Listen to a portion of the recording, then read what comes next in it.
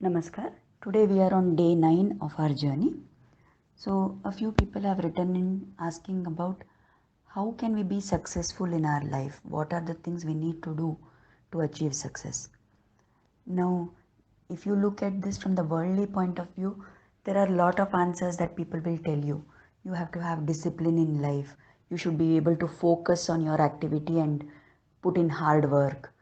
You should be smart enough. You should have a mentor. You should have somebody to guide you. Right? There are a lot of things, and those informations you will definitely find anywhere in any book, or Google is there to give you the answers.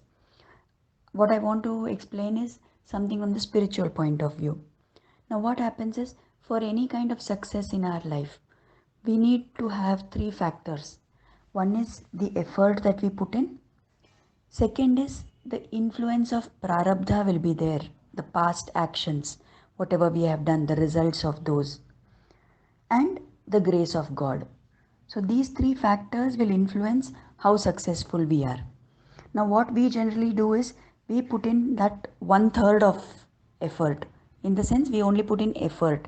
So we are only giving input of 1/3, but we want 100% result, right? So, what is this prarabdha? What role does it play?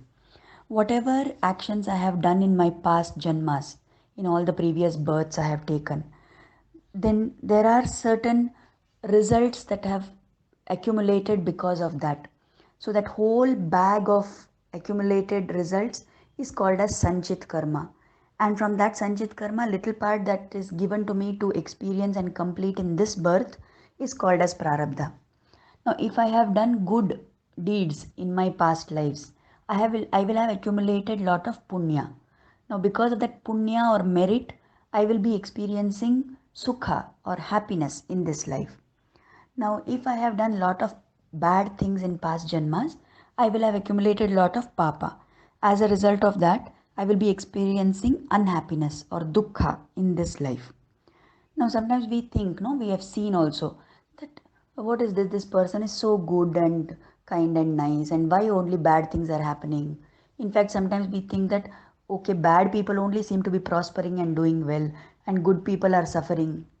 Now, one thing is it is the effect of this Kali Yuga, but more importantly, we must remember that whether somebody experiences good or bad in this janma, it doesn't depend very much on how they are in this janma. It is the result of their past effort, past actions in the previous janmas. So, as I said, if you have a lot of punya accumulated, you will be having good things happening to you. And if you have accumulated papa, you will have bad things happening to you. Now, if we want, this prarabdha is not in our control. So there is no way we can change it by ourselves. But suppose we put in efforts to get the grace of God, which is the third factor that I told.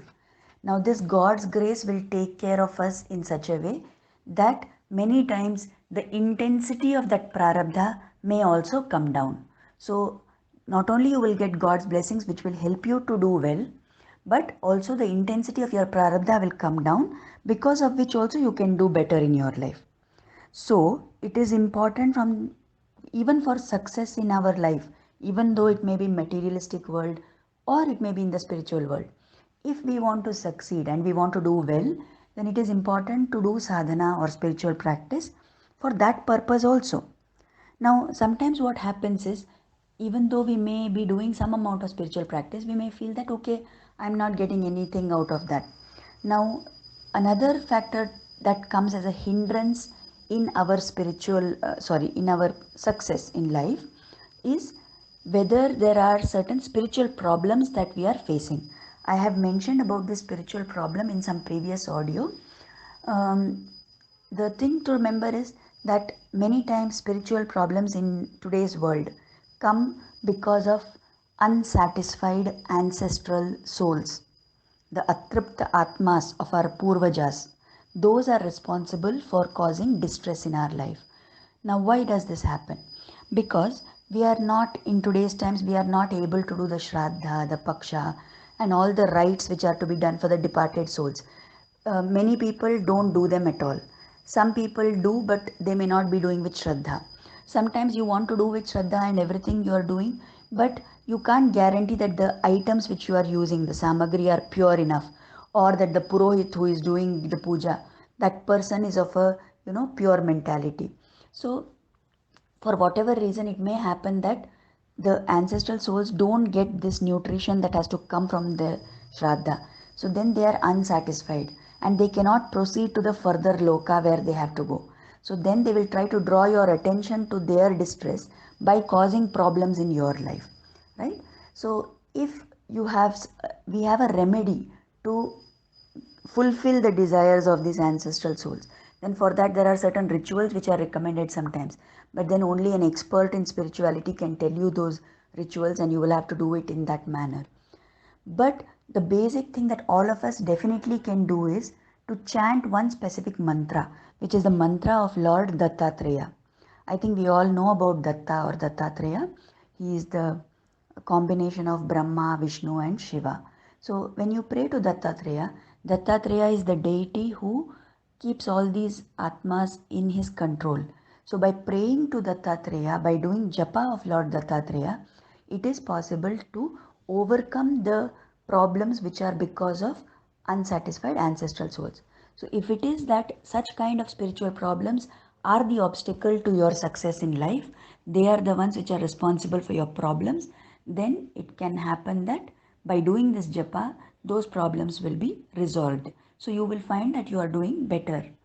Now, how to know that whether you are having ancestral soul problem? If there is lot of discord in your house, if there is some problem for which there is no solution, although you have tried your best to solve it, if all the time there is tension and negativity that you feel, if there are fights, if many people in the family are all suffering, there are a lot of problems because of different causes, then we can conclude that it may be a spiritual problem. So the activity that I suggest for today, and from today onwards you should start doing, is chant this mantra, Shri Gurudeva Datta, Shri Gurudeva Datta. Don't add Namaha or anything, just chant Shri Gurudeva Datta every day for about minimum 15 minutes. Please do this for about 15 days continuously and see if you notice a change in the conditions around you. If you notice a change in your circumstances and you feel that things are getting better for you. Now, many people have done this japa. This japa I learned when I was doing spiritual practice under the guidelines of Sanatan Sanstha, where I got most of my foundations. So it is important to do this japa as it can give a lot of good results. I have advised this to many people and lot of people have benefited by doing this mantra. So from today onwards, please start doing this Shri Gurudeva Datta japa. Now, if you are not having a lot of time to sit and do in one place, then what you can do is the Nam Jap which you are doing all these days of your Kula Devata or of your Ishta Devata, some mantra. You can move that over to doing it with your routine activities and try to do the Datta Japa while sitting in one place. If that is absolutely not possible, it's fine. Time yourself and with some other activity, focus on the mantra and do this with a prayer that Lord Dattatreya should help you to overcome these kinds of problems.